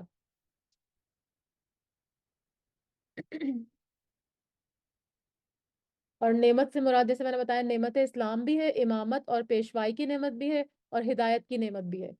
تو یہ نعمت اللہ تعالیٰ فرما رہے ہیں کہ میں تمہارے اوپر پوری کر دوں گا اگر تم مجھ سے ڈرو گے۔ کما ارسلنا فیکم رسولا، جیسا کہ بھیجا ہم نے تم میں ایک رسول، منکم، تم میں سے، یتلو علیکم آیاتنا، وہ تلاوت کرتا ہے تم پر ہماری آیات کو۔ اور یہ پیچھے یہ آیت کی تلاوت کی جو بات ہو رہی ہے، یہ پیچھے میں نے آپ کو جو آخری آیتیں جب پڑھائی تھی سورہ پارہ نمبر 1 کی، تو اس میں نے بتایا تھا نا کہ ان کی دعا سے آئے تھے کہ حضرت ابراہیم اور حضرت اسماعیل علیہ السلام کی دعا سے آپ صلی اللہ علیہ وسلم کی پیدائش ہوئی تھی، آپ صلی اللہ علیہ وسلم بھیجے گئے تھے ہمارے اندر، انہوں نے بھی یہی دعا کی تھی کہ یا اللہ ہم میں سے ایک رسول بھیج جو ہم کو کتاب کی تعلیمات دے، ان کی تلاوت پڑھ کے سنائے، ہمارا تزکیہ کرے۔ تو یہاں پر وہی باتیں دوبارہ سے آ رہی ہیں کہ اللہ تعالیٰ فرما رہے ہیں کہ جیسا کہ بھیجا ہم نے تم میں ایک رسول، تم میں سے یعنی انہی میں سے عرب کے اندر سے ایک رسول آئے تھے صلی اللہ علیہ وآلہ وسلم، یتلو علیکم آیاتنا، وہ تلاوت کرتا ہے تم پر آیات میری، یعنی اللہ کی جو آیات ہیں جو وحی کے ذریعے ان کے اوپر اتاری گئیں وہ ان کی تلاوت کرتے ہیں، وَيُزَكِّيكُمْ، اور وہ پاک کرتا ہے تمہیں، یعنی تمہارا تزکیہ کرتا ہے، ٹھیک ہے، وَيُعَلِّمُكُمُ الْكِتَابَ، اور وہ تعلیم دیتا ہے تمہیں کتاب کی۔ اور تعلیم میں 3 چیزیں آتی ہیں، تعلیم میں ایک تو الفاظ، ٹھیک ہے، الفاظ یعنی ان کا پڑھنا، ان کی ادائیگی، ان کے معنی اور عمل، یہ تعلیم ہے، ٹھیک ہے۔ ہم کیا کرتے ہیں؟ ہم صرف الفاظ پڑھ لیتے ہیں اور ہم سمجھتے ہیں کہ ہم نے اس کا قرآن کا حق ادا کر دیا، حالانکہ جب تک آپ کو قرآن پڑھ کے میننگ نہیں پتا ہوں گے تو آپ اس پہ عمل کیسے کریں گے؟ کیونکہ تیسرا اسٹیپ پھر عمل ہے۔ تو تعلیم میں یہ 3 چیزیں ہیں، الفاظ، معنی اور عمل۔ تو ہم صرف ایک چیز پہ عمل کریں اور 2 چیزیں ہم نے چھوڑی ہوئی ہیں، بہت ہوا تو میننگ بھی پڑھ لیتے ہیں، لیکن اصل چیز عمل ہے۔ قرآن ہم کیوں پڑھ رہے ہیں، کیوں سیکھ رہے ہیں؟ آج ہم یہاں پہ سب لوگ کیوں جمع ہوئے کہ ہم قرآن پڑھ کے اس کے اوپر عمل کریں، کیونکہ اگر ہم پڑھ لیں اور سمجھ بھی لیں اور پھر کام ہم سارے وہی نافرمانی والے کریں تو پھر ہمارا قرآن پڑھنے کا کوئی فائدہ نہیں ہے۔ تو سب سے پہلی چیز جو اس میں ہوتی ہے قرآن پڑھنے کے بعد وہ عمل ہے، یعنی قرآن پھر اس کے بعد ہمیں اپنے عمل میں بھی لے کے آنا ہے۔ تو آپ صلی اللہ علیہ وسلم صرف ان کو نہ صرف یہ کہ تلاوت کر کے بتاتے تھے، اس کے میننگ سمجھاتے تھے، بلکہ خود عمل کر کے بھی دکھاتے تھے کہ کس طرح سے اللہ کی احکامات پر عمل کرنا ہے، تو وہ کر کے بھی دکھاتے تھے۔ تو یہی فرمایا جا رہا ہے، پھر اسی سے ان کا تزکیہ ہوتا تھا، وہی ان کی پھر جو خرابیاں تھیں، جو ان کے اندر پرانی رسومات تھیں، جو چیزیں جس چیز میں وہ گمراہ ہوئے ہوئے تھے، وہ ساری اس میں سے پھر نکل کے وہ ان کو پاک کر دیتے تھے۔ تو یہاں پہ یہی فرمایا جا رہا ہے کہ ہم نے بھیجا ایک رسول تم میں جو تلاوت کرتا ہے تم پر ہماری آیات کو، پاک کرتا ہے تمہیں، اور تعلیم دیتا ہے تمہیں کتاب کی، اور والحکمتہ، اور حکمت کی۔ حکمت سے مراد آپ صلی اللہ علیہ وسلم کی سنت ہے، تو وہ بھی آپ صلی اللہ علیہ وسلم اپنی مرضی سے کوئی بات نہیں کرتے تھے، بلکہ سنت بھی اللہ تعالیٰ ہی کی دی ہوئی ہوتی تھی، کیونکہ اللہ تعالیٰ جو بات ان کو بتاتے تھے، جو طریقہ ایکسپلین کرتے تھے، جبرائیل علیہ السلام آ کے بتاتے تھے، وہ اسی پہ عمل کرتے تھے۔ جیسا نماز کا طریقہ تو قرآن میں نہیں لکھا ہوا نا، تو نماز کا طریقہ ہم کو پھر کس سے پتہ چلے گا؟ نبی صلی اللہ علیہ وسلم کی سنت سے. تو وہ حکمت بھی سکھاتے تھے. وَيُعَلِّمُكُم مَّا لَمْ تَكُونُوا تَعْلَمُونَ, اور وہ تعلیم دیتا ہے تمہیں اس کی جو نہ تھے تم علم رکھتے. یعنی وہ ان چیزوں کی بھی تم کو تعلیم سکھاتا ہے جن سے تم بے علم تھے, جو طور طریقے تمہارے پرانے رواج تھے, فرسودہ رواج تھے, جاہلیت کے دور میں جو چیزیں تھیں, ان سب کی تمہیں تعلیم دیتا ہے کہ ان سب کو چھوڑنے کا حکم دیتا ہے جس کے بارے میں تم پہلے نہیں جانتے تھے. اب تمہارا کیا کام ہے یہ سب کچھ کرنے کے بعد, یہ سب کچھ سیکھنے کے بعد؟ فَاسْکُرُونِی فَاسْکُرُونِی اذْکُرْکُم, بس یاد کرو مجھے, میں یاد کروں گا تم کو. یعنی اگر تم اللہ کو یاد کرو گے, اللہ تعالیٰ فرما رہے ہیں کہ تم میرا ذکر کرو گے, مجھے یاد کرو گے, تو پھر میں بھی تم کو یاد کروں گا. اور ذکر سے مراد نماز بھی ہے, کیونکہ نماز میں ہم اللہ ہی کا ذکر کرتے ہیں نا, اللہ ہی کو یاد کرتے ہیں. تو اس میں فرض اور نفل ساری نمازیں آ جاتی ہیں. اس کے علاوہ تسبیح, اس کے علاوہ قرآن کریم کی تلاوت, اس کو سمجھ کے پڑھنا, یہ سارا بھی اللہ کا ذکر ہی ہے. تو تسبیح تو آپ اٹھتے بیٹھتے کہیں بھی پڑھ سکتے ہیں, اس کے لیے وضو کرنے کی بھی ضرورت نہیں ہوتی. آپ چلتے پھرتے اٹھتے بیٹھتے, باوضو ہو تو اچھی بات ہے, لیکن اگر وضو نہیں ہے تب بھی آپ تسبیح کر سکتے ہیں. تو اللہ کو ہر وقت یاد کرنے سے ہی اللہ ہم کو یاد کرتے ہیں. اگر ہم اللہ کو بھول جائیں تو پھر اللہ تعالیٰ بھی ہم کو بھول جاتے ہیں. تو آپ صلی اللہ علیہ وسلم جو تھے وہ بھی ہر وقت ذکر کرتے تھے, ان کی جو زبان تھی وہ کبھی بھی ذکر سے خالی نہیں ہوتی تھی. اور ہر وہ مجلس, یہ بھی حدیث کا مفہوم ہے کہ ہر وہ مجلس جس میں اللہ کو یاد نہ کیا جائے اس کے لیے آخرت کے دن حسرت بن جائے گی. اب ہم دیکھیں, اگر ہم غور کریں تو ہم کتنی مجلسوں میں جاتے ہیں, کتنی پارٹیاں اٹینڈ کرتے ہیں, کتنے ڈنرز اٹینڈ کرتے ہیں, ٹھیک ہے, کتنے لنچ اٹینڈ کرتے ہیں, تو کہیں پر بھی اللہ کا نام لیا جاتا ہے؟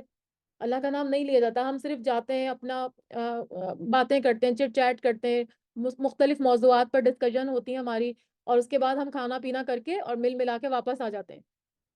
لیکن اس کے لیے ہمیں مجلس کے اختتام کی دعا سکھائی گئی نا, جو ہم اپنے اس میں درس کے بعد بھی پڑھتے ہیں نا, سبحانک اللہم و بحمدک نشہد ان لا الہ الا انت نستغفرک و نتوب الیک. تو اگر ایٹ لیسٹ آپ کسی بھی مجلس میں اگر اللہ کا ذکر نہیں ہوا ہے تو ایٹ لیسٹ اس کے اینڈ پہ یہ دعا ضرور پڑھ لیا کریں. بھلے آپ خود پڑھ لیں یا آپ خود سے کوئی اللہ کا ذکر چھیڑ دیں, جیسے آپ کے ساتھ کوئی دوست ہیں, کوئی احباب ہیں, جو بھی آپ کے ساتھ جن سے آپ باتیں کر رہی ہیں, چٹ چیٹ کر رہی ہیں, تو اس میں کوئی نہ کوئی ایک ایسی حدیث ڈال دیں, کوئی ایسی بات کر دیں کہ ان کو قرآن سے جوڑ دیں جس میں اللہ کا ذکر آ جائے. یا اگر کچھ نہیں کر سکتے تو ایٹ لیسٹ تسبیح پڑھ لیں دل دل میں, تو پھر وہ محفل اللہ کی جو ہے وہ ذکر سے خالی نہیں ہوگی. تو ہر وہ مجلس جس میں اللہ تعالیٰ کو یاد نہیں کیا جائے گا وہ اس کے لیے قیامت کے دن حسرت بن جائے گی. تو اسی لیے ہمیں جو ہے وہ ہر وقت جو ہے وہ مجلس کے اختتام کی دعا بھی سکھائی گئی. تو اللہ تعالیٰ فرما رہے ہیں اگر تم مجھے یاد کرو گے تو میں تم کو یاد کروں گا, اگر ہم اللہ کو یاد نہیں کریں گے تو پھر اللہ تعالیٰ بھی ہم کو بھول جائیں گے. وَاشْکُرُوا لِی وَلَا تَکْفُرُونَ, اور شکر کرو میرا اور نہ تم ناشکری کرو میری. یعنی نہ صرف یہ کہ اللہ کو یاد کرنا ہے بلکہ اللہ تعالیٰ کا شکر بھی ادا کرنا ہے کہ اللہ تعالیٰ نے ہمیں سب سے بہترین نعمت جو دی وہ دین اسلام کی نعمت دی, اور اس کے علاوہ ہماری صحت, کیونکہ صحت سے بڑھ کے کوئی نعمت نہیں ہے. سب سے پہلے دین اسلام کی نعمت, قرآن کی نعمت, اور اس کے بعد پھر صحت ہماری سب سے بڑی نعمت ہے. اور ہم کیا سمجھتے ہیں کہ دنیا کی جو مادی چیزیں ہیں ہم ان کے پیچھے بھاگ رہے ہوتے ہیں کہ ہمارے پاس گاڑی نہیں ہے, ہمارے پاس بنگلہ نہیں ہے, ہمارے پاس گھر نہیں ہے, کپڑے نہیں ہیں, ہمارے پاس کھانے کی چیزیں نہیں ہیں. ہم ان چیزوں کو نعمت گردانتے ہیں, لیکن وہ نعمت نہیں ہے. اصل نعمت تو ہمارے پاس اسلام کی نعمت ہے جو ہمارے پاس موجود ہے. تو ہمیں اس کے لیے پھر کیا کرنا ہے, اللہ کا شکر ادا کرنا ہے. اور شکر کیا ہوتا ہے؟ کسی کا کسی کا حق پہچاننا اور کسی نعمت کا اعتراف کرنا شکر کہلاتا ہے. اور یہ شکر جو ہے وہ دل سے بھی ہوتا ہے, زبان سے بھی ہوتا ہے, اور عمل سے بھی ہوتا ہے. تو دل سے شکر ہے کہ آپ دل میں الحمدللہ پڑھیں, مطلب دل میں آپ سوچیں کہ اللہ تعالیٰ نے مجھے یہ نعمت دی, مجھے ایمان کی نعمت دی, اور کوئی شکوہ شکایت زبان پہ نہیں لانا چاہیے. اسی طرح زبان سے بھی الحمدللہ پڑھیں. اور عمل سے شکر کیا ہے کہ لوگوں کو اس نعمت میں شریک کریں. کوئی بھی نعمت, اگر آپ کے پاس دین کی نعمت ہے, آپ کے پاس قرآن کی نعمت ہے, آپ نے قرآن پڑھا ہے, تو آپ اس میں لوگوں کو شریک کریں, وہ لوگوں کو سکھائیے. وہ آپ کا ایک طرح سے شکر ہوگا. آپ کو اللہ تعالیٰ نے بہت سارا مال دیا ہے, اس میں لوگوں کو شریک کریں. بہت رزق دیا ہے, اس میں لوگوں کو شریک کریں. تو یہ بھی شکر ہے, یہ عمل سے شکر ہے. ٹھیک ہے, تو شکر جو ہے وہ دل, زبان اور عمل سے ہوتا ہے. اور دوسرا یہ کہ نعمت جو آپ کو اللہ میاں نے دی ہے نا, اس کا اثر اپنے اوپر نظر بھی آنا چاہیے. یہ نہ ہو کہ اللہ تعالیٰ نے ہم کو نعمتیں دی اور ہم بالکل ہی اپنے آپ کو بالکل سادہ رکھیں اور بہت ہی خراب کپڑے پہنے ہوئے. تو فضول خرچی بھی نہیں کرنی ہے, اعتدال میں رکھنا ہے. اور اب بہت سے لوگ کیا کرتے ہیں, کھانے کے اندر بہت زیادہ وہ کرتے ہیں, کیا کہتے ہیں اسے, اللہ تعالیٰ نے نعمتیں دی ہیں, پیسہ بھی دیا, سب کچھ دیا ہے, لیکن وہ اتنا مطلب کنجوسی کہنا چاہیے، کیا کہنا چاہیے، کہ وہ اس کو اس طرح سے نہیں اپنی نعمتوں کو یوٹیلائز کر رہے ہوتے. تو نعمت آپ کی ایسی ہونی چاہیے کہ اس کا اثر آپ کے اوپر نظر بھی آئے. ٹھیک ہے، تو کپڑے بھی اچھے پہنے. اگر آپ کو اللہ تعالیٰ نے اتنا پیسہ دیا ہے تو آپ کوشش کریں کہ اچھے کپڑے پہنے. ہاں، فضول خرچی منع ہے، لیکن ساتھ ساتھ شکر میں یہ آ جاتا ہے کہ آپ لوگوں کو بھی اس میں شریک کریں. صرف اپنے لیے ہر چیز نہیں مختص کر لیں کہ یہ میرے لیے ہی ہے. ولا تکفرون، اور نہ تم ناشکری کرو میری. تو اللہ تعالیٰ فرما رہے ہیں کہ جو بھی میں نے تم کو دیا ہے اس کی شکر گزاری کرو اور ناشکری کرنے سے بچو.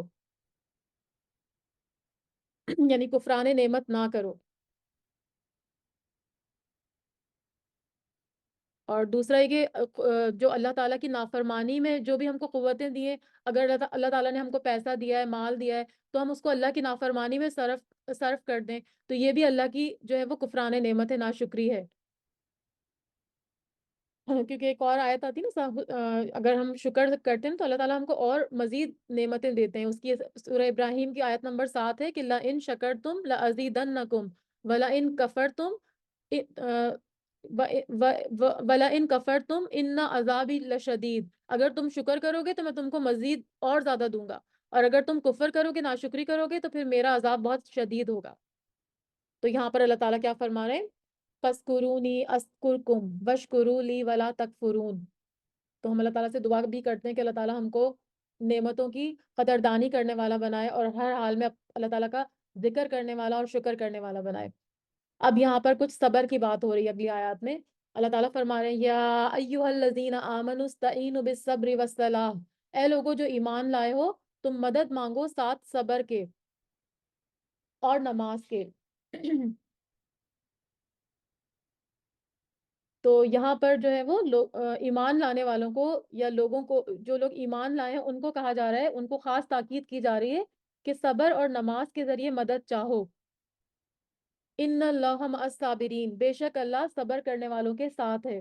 تو دنیا میں جو ہے نا، مشکلات ہر کسی کو فیس کرنی پڑتی ہیں. کوئی بھی جو ہے وہ مشکلات سے دور نہیں ہو سکتا. دنیا میں ہمارے اوپر بہت سی مشکلات، آزمائشیں آتی ہیں، اور انسان جو ہے وہ کمزور پیدا کیا گیا ہے. جب مشکلات ہمارے اوپر آتی ہیں تو ہم پریشان ہو جاتے ہیں، مشکلات سے گھبرا جاتے ہیں. ٹھیک ہے، تو ہم ہر نماز میں دعا کرتے ہیں نا، ایاک نعبد و ایاک نستعین، کہ اللہ ہم آپ ہی کی عبادت کرتے ہیں اور آپ ہی سے مدد چاہتے ہیں. تو جب مشکلات آئیں تو ہمیں صرف اللہ ہی سے مدد مانگنی چاہیے. اور صبر کی ڈیفینیشن کیا ہے؟ صبر کا مطلب ہوتا ہے ثابت قدم رہنا، روک کر رکھنا. اور کوئی بھی تقدیر میں ہمیں جو کچھ بھی لکھا ہے، اگر ہمارے پاس اتنا مال نہیں ہے، ہمارے پاس اتنا کوئی علم نہیں ہے، ہماری شکل اچھی نہیں ہے، تو اس پہ صبر کرنا، شکوہ نہ کرنا. یعنی تقدیر میں جو بھی اللہ نے ہمارے لیے لکھ دیا ہے اس کے اوپر شکوہ نہیں کرنا. اور جو ایمان والے ہوتے ہیں نا، جیسے یہاں پہ ایمان والوں کو مخاطب کیا گیا نا کہ یا ایھا الذین آمنو، تو جو ایمان والے ہوتے ہیں، تو ایمان جو ہے وہ بھی نشانی ہے صبر کی.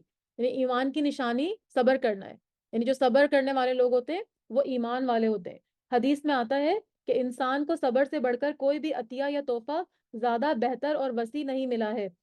ایک اور جگہ فرمایا آپ صلی اللہ علیہ وسلم نے کہ جان لو کامیابی صبر کے ساتھ ہے، اور وسعت سختی اور تنگی کرب کے ساتھ ہے، اور تنگی کے ساتھ آسانی ہے. یعنی جب بھی کبھی تنگی آئے، کوئی مصیبت آئے، کوئی پریشانی آئے، تو ہمیں اس پہ صبر کرنا چاہیے، اور وہ تنگی پھر اللہ تعالیٰ دور کر دیتے ہیں.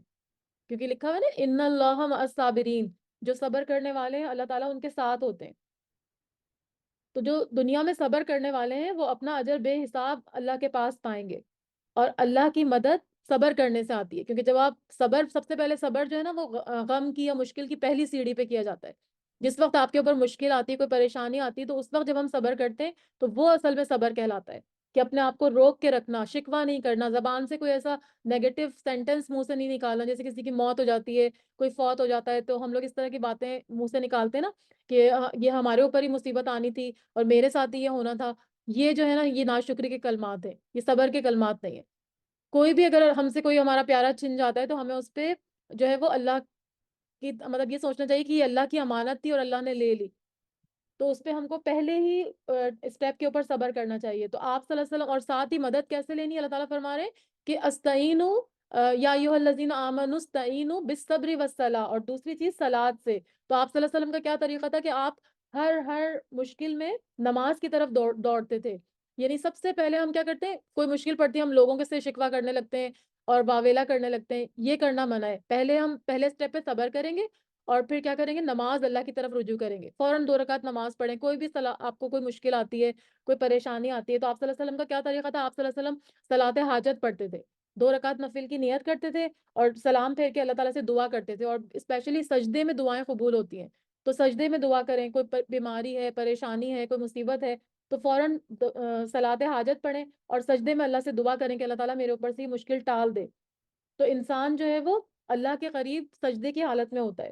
اور اس کے علاوہ مسنون دعائیں بتائی گئی ہیں، وہ مانگیں، اور یا حی یا قیوم برحمتک استغیث، یہ بھی آپ صلی اللہ علیہ وسلم پڑھتے تھے، تو اس کو پڑھیں۔ تو یہ ساری چیزیں آپ کو پھر آپ کو صبر دلاتی ہیں۔ تو کبھی بھی مشکل میں لوگوں سے شکوہ کرنے کی بجائے یا اللہ سے شکوہ کرنے کی بجائے جو ہے سب سے پہلے اللہ کی آگے 2 رکعت نفل نماز پڑھ کے اس مشکل کو ٹل جانے کی دعا کرنی چاہیے۔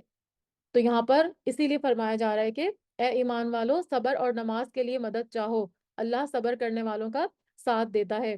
اور انسان کی 2 حالتیں ہوتی ہیں نا، ایک آرام اور راحت کی حالت ہوتی ہے اور دوسری تکلیف اور پریشانی کی ہوتی ہے۔ تو جب نعمت ملتی ہے اس میں شکر الہی کی تلقین، اور تکلیف میں صبر، ٹھیک ہے، اور اللہ سے مدد کی تاکید کی گئی ہے۔ اور حدیث میں آتا ہے کہ مومن کا معاملہ بھی بڑا عجیب ہے، اسے خوشی پہنچتی ہے تو اللہ کا شکر ادا کرتا ہے، اور تکلیف پہنچتی ہے تو صبر کرتا ہے، دونوں ہی حالتیں اس کے لیے خیر ہیں۔ یہ صحیح مسلم کی حدیث ہے۔ تو یہاں پر صبر کے ابھی آگے آیتوں میں بھی صبر کے بارے میں تھوڑا اور کچھ بتایا جائے گا۔ مزید فرمایا ولا تقولوا، اور نہ تم کہو لمن یقتل فی سبیل اللہ اموات، انہیں جو قتل کر دیے جائیں اللہ کے راستے میں مردہ ہیں، یعنی جو اللہ کی راہ میں شہید کر دیے جائیں ان کو مردہ نہ کہو۔ ٹھیک ہے، ویسے تو ہم ان کو مردہ ہی سمجھتے ہیں نا، کہ وہ فوت ہو جاتے ہیں، ان کی روح نکل جاتی ہے، ہم ان کو جا کے اس میں قبر میں جو ہے وہ ڈال کے بھی آ جاتے ہیں، لیکن شہداء کو مردہ نہ کہنا ان کے اعزاز و تکریم کے لیے ہے، کیونکہ ان کی جو زندگی برزخ کی ہے نا اس کو ہم سمجھنے سے قاصر ہیں۔ اللہ تعالیٰ فرما رہے ہیں کہ بل احیاء ولکن لا تشعرون، بلکہ وہ زندہ ہیں اور تم شعور نہیں رکھتے۔ اور اس کے بارے میں احادیث بھی آتی ہیں کہ شہید کی روح کو بعض روایت میں مومن کی روح کو بھی ایک پرندے کے جوف یا سینے میں جنت میں وہ جہاں چاہے پھرتی ہے۔ اور اس کے علاوہ ایک اور حدیث بھی ہے صحیح مسلم کی کہ شہداء کی روحیں سبز پرندوں کے جسم میں ہوتی ہیں، اور ان کے لیے عرش کے ساتھ کچھ قندیلیں، یہ جو لالٹین ہوتی ہیں نا، تو وہ لینٹرن سے لٹکی ہوئی ہوتی ہیں، اور یہ روحیں جنت میں جہاں چاہے سیر کرتی پھرتی ہیں اور پھر واپس ان قندیلوں میں چلی جاتی ہیں۔ تو یہ جو برزخ میں ان کی جو روحوں کی کیفیت ہے، ہمیں اس پہ بس یقین کرنے کا حکم ہے، لیکن یہ علم غیب سے تعلق رکھتا ہے۔ تو شہید ہوتا کون ہے؟ شہید ہم ہر کسی کے نام کے ساتھ شہید لگا دیتے ہیں نا، کہ فلانا شہید فلانا شہید، لیکن شہید اصل میں کون ہوتا ہے؟ جو اللہ کے نام کو بلند کرنے کے لیے مارا جاتا ہے، اس کو شہید کہتے ہیں۔ اور پھر شہید کے بہت سارے درجے بھی ہیں، جیسے کوئی پیٹ کی بیماری سے فوت ہو جاتا ہے، احادیث سے ہم کو پتہ چلتا ہے کہ پیٹ کی بیماری سے اگر کوئی فوت ہو گیا، کوئی ڈوب کے مر گیا، یا کوئی عورت جو ہے وہ بچے کی پیدائش کے دوران فوت ہو گئی، اس کے علاوہ اور بھی کچھ ہیں، تو وہ تو درجے ہیں شہید کے، لیکن اصل شہید وہ ہے جو اللہ کے نام کو بلند کرنے کے لیے مارا جاتا ہے۔ تو اللہ تعالیٰ کیا فرما رہے ہیں کہ نہ تم کہو انہیں جو قتل کر دیے گئے اللہ کے راستے میں مردہ، بلکہ وہ زندہ ہیں لیکن تم شعور نہیں رکھتے۔ وَلَنَبْلُوَنَّكُمْ، اور البتہ ہم ضرور آزمائیں گے تم کو، بِشَيْءٍ مِّنَ الْخَوْفِ، ساتھ کسی بھی چیز کے خوف سے، وَالْجُوعِ، اور بھوک سے، وَنَقْصٍ مِّنَ الْأَمْوَالِ، اور کمی مالوں میں سے، وَالْأَنفُسِ وَالثَّمَرَاتِ، اور جانوں سے اور پھلوں سے، وَبَشِّرِ الصَّابِرِينَ، اور خوشخبری دے دیجئے صبر کرنے والوں کو۔ اب یہاں پہ یہ مصائب خمسہ کہلاتے ہیں۔ خمسہ کا مطلب ہوتا ہے 5، اور مصائب یعنی مشکلیں۔ یہ 5 مشکلیں جس کو ہر کوئی بندہ فیس کرتا ہے، ہر کسی کے اوپر کوئی نہ کوئی مصیبت جو ہے وہ ضرور آتی ہے۔ تو یہ کیا ہوتا ہے؟ یہ ہماری آزمائش کے لیے آتے ہیں۔ اللہ تعالیٰ فرما رہے ہیں کہ ہم تمہاری آزمائش کریں گے، کس سے؟ سب سے پہلے فرمایا کہ خوف سے۔ خوف آپ کو کس کس چیز کا ہوتا ہے؟ حقیقی بھی ہوتا ہے، وہمی بھی ہوتا ہے۔ اندھیرے سے بھی لوگ ڈرتے ہیں، سانپ چھپکلی سے بھی ڈرتے ہیں، جن سے بھی ڈرتے ہیں، ٹھیک ہے؟ تو اصل خوف کیا ہے؟ کسی بھی چیز کا خوف ہو سکتا ہے، کوئی آپ کو فاقے کا خوف ہوتا ہے، موت کا خوف ہوتا ہے، 10 طرح کے خوف ہوتے ہیں۔ تو یہ سارے خوف جو ہیں وہ اس سے بھی اللہ تعالیٰ آپ کو آزماتے ہیں۔ اس کے علاوہ بھوک سے، یعنی پیٹ کا خالی ہونا اور شدید کھانے کی چاہت ہونا، یہ بھوک کہلاتا ہے۔ تو بھوک سے بھی آپ کو قحط کے ذریعے، فقر کے ذریعے، بعض دفعہ ایسی بیماریاں آ جاتی ہیں کہ آپ کھانا نہیں کھا سکتے، فقر فاقہ آ جاتا ہے کہ آپ خرید نہیں سکتے، اپنے کھانے کے لیے مکمل انتظام نہیں کر سکتے۔ تو اللہ تعالیٰ خوف سے آزماتے ہیں، نمبر 1، نمبر 2 آپ کو بھوک سے آزماتے ہیں، نمبر 3 نقص من الاموالی، مالوں میں کمی کر کے۔ اور مال جو ہوتا ہے نا، وہ 3 چیزیں ہوتی ہیں عربک میں، ایک جو ہے وہ مال میں کیش ہوتا ہے، یعنی مال جو پیسہ ہوتا ہے، اور اس کے علاوہ چیزیں ہوتی ہیں اور جانور، یہ سارے مال کے اندر آ جاتے ہیں. جیسے کسی کا بزنس ختم ہو جاتا ہے، کوئی قحط آ گیا، چوری ہو گئی، ڈیمیج ہو گیا کوئی مال ان کا، تو اس سے بھی اللہ تعالیٰ آزماتے ہیں. ول ول انفس، اور جانوں سے، یعنی جانیں لے کر بھی اللہ تعالیٰ آزماتے ہیں. یعنی کوئی بیماری آ جاتی ہے اور کسی کی موت ہو جاتی ہے اپنے پیاروں کی، اپنی وثمرات، اور پھلوں سے مراد یہاں پر ایک تو وہی والے پھل ہیں کہ ان کی پیداوار کم ہو جاتی ہے، خراب ہو جاتے ہیں، کیڑا لگ جاتا ہے، تو پھلوں کی کمی سے بھی آزمائے جاتے ہیں لوگ. اور ثمرات کا لفظ اولاد کے لیے بھی بولا جاتا ہے، تو اولاد کے اوپر بھی کوئی آزمائش آ سکتی ہے. تو یہ 5 مصائب خمسہ ہیں جو کہ اللہ تعالیٰ آزمائش کے لیے. تو ہمیں کیا کرنا ہے، ان پانچوں پہ ہمیں صبر کرنا ہے. ٹھیک ہے. تو اللہ تعالیٰ نے جو پیچھے صبر کی بات کی نا، کہ اللہ تعالیٰ صبر کرنے والوں کے ساتھ ہیں، اور صبر کرنے کا طریقہ بھی بتایا کہ صلات سے مدد لیں، نماز سے مدد لیں. ٹھیک ہے. تو اگر ہمارے اوپر ان پانچوں آزمائش، ویسے تو آزمائش سے بچنے کی دعا کرنی چاہیے، لیکن اگر آ جائے تو پریشان نہیں ہونا چاہیے. ہمیں کیا کرنا ہے، ان آزمائشوں پہ صبر کرنا ہے. تو پھر انشاءاللہ اللہ تعالیٰ ایک مشکل کے تنگی کے بعد آسانی بھی ہے نا. تو اگر مشکل وقتی طور پہ پڑی ہے تو وہ اللہ تعالیٰ دور بھی کرنے والے ہیں. اور اگر دور نہیں بھی ہوگی تو آپ اس پہ اگر صبر کریں گے تو آپ کے درجے بہت بلند ہو رہے ہوتے ہیں. تو فرمایا کہ وَلَنَبْلُوَنَّكُمْ بِشَيْءٍ مِّنَ الْخَوْفِ وَالْجُوعِ وَنَقْصٍ مِّنَ الْأَمْوَالِ وَالْأَنفُسِ وَالثَّمَرَاتِ، اور پھر وَبَشِّرِ الصَّابِرِينَ، اور خوشخبری دے دیجئے صبر کرنے والوں کو. جو لوگ صبر کریں گے پھر اللہ تعالیٰ ان کے اوپر بہت زیادہ جو ہے وہ ان کے لیے خوشخبریاں ہیں، ان کو بہت زیادہ اللہ تعالیٰ اجر دیں گے. الَّذِينَ إِذَا أَصَابَتْهُمْ مُصِیبَةٌ، اور وہ لوگ جب پہنچتی ہے انہیں کوئی بھی مصیبت، کوئی بھی تکلیف، کیا کہتے ہیں، قالوا انا للہ و انا الیہ راجعون، وہ کہتے ہیں کہ بے شک ہم اللہ ہی کے لیے ہیں اور بے شک ہم اسی کی طرف لوٹنے والے ہیں. تو یہ دعا جو ہے وہ سکھا دی گئی کہ مصیبت کے وقت، نقصان کے وقت آپ نے انا للہ و انا الیہ راجعون پڑھنا ہے. جیسے اگر لائٹ بھی چلی جاتی ہے نا اگر کس گھر کی، تو تب بھی ہم ایک دم سے شور کرنے کی بجائے انا للہ پڑھ لیں، کیونکہ ہم اللہ کے لیے ہیں اور انا الیہ راجعون، اور ہم اسی کی طرف جو ہے وہ لوٹنے والے ہیں. تو اس سے کیا ہوتا ہے، آپ کے اندر صبر آ جاتا ہے. ایک اور دعا آپ صلی اللہ علیہ وسلم نے بتائی، اللہم اجرنی فی مصیبتی واخلف لی خیرا منہا. تو اس کے پڑھنے کی بھی بڑی تاکید آئی کہ اللہ تعالیٰ میری مصیبت پر مجھے اجر عطا فرما، اور اس سے بہتر مجھے عطا کر، یعنی اس مصیبت کے بدلے مجھے اور بہتر عطا کر. تو اس کی بھی فضیلت اور تاکید آئی ہے صحیح مسلم میں نا. تو یہ انا للہ و انا الیہ راجعون بھی پڑھے، اور ساتھ ہی یہ جو دعا بتائی گئی وہ بھی. تو اللہ تعالیٰ فرما رہے ہیں کہ اولئک علیہم صلوات من ربہم ورحمہ، اور یہی وہ لوگ ہیں، یعنی جو صبر کرنے والے ہیں، وہ کون لوگ ہیں، جن پر اللہ کی صلوات ہیں، اللہ کی نوازشیں ہیں، عنایتیں ہیں ان کے رب کی طرف سے، اور رحمت ہے. تو ہم یہی تو چاہتے ہیں کہ اللہ تعالیٰ ہمارے اوپر نوازش کریں اور ہمارے اوپر اپنی رحمتیں عطا کریں. وَأُولَئِكَ هُمُ الْمُهْتَدُونَ، اور یہی لوگ ہیں جو ہدایت یافتہ ہیں، یعنی انہی کو پھر ہدایت ملے گی. تو صبر کی یہاں پر تلقین کی گئی. آگے بھی صبر سے متعلق اگلی آیت بھی ہے، لیکن وہ انشاءاللہ ہم اگلے ہفتے پڑھیں گے. یہیں تک رکھتے ہیں. صدق اللہ العلی العظیم. اللہ سے دعا کرتے ہیں کہ اللہ تعالیٰ ہمیں بھی مصیبت کے وقت صبر کی توفیق عطا فرمائے، اور اپنی نعمتوں کی قدردانی کرنے والا بنائے. ہمیں ناشکروں میں اور کفران نعمت کرنے والوں میں نہ شامل کر، اور اللہ تعالیٰ کا ہم ذکر کرنے والے ہو جائیں، تاکہ اللہ تعالیٰ بھی ہم اپنے فرشتوں کے پاس اپنی جماعت میں ہمارا ذکر کریں. آمین یا رب العالمین. سبحان ربنا تقبل منا انک انت السمیع العلیم وتب علینا انک انت التواب الرحیم یا ارحم الراحمین. الہی آمین. حسبنا اللہ و نعم الوکیل، نعم المولا و نعم النصیر. سبحانک اللہم و بحمدک، نشہد ان لا الہ الا انت، نستغفرک و نتوب الیک. السلام علیکم و رحمۃ اللہ وبرکاتہ.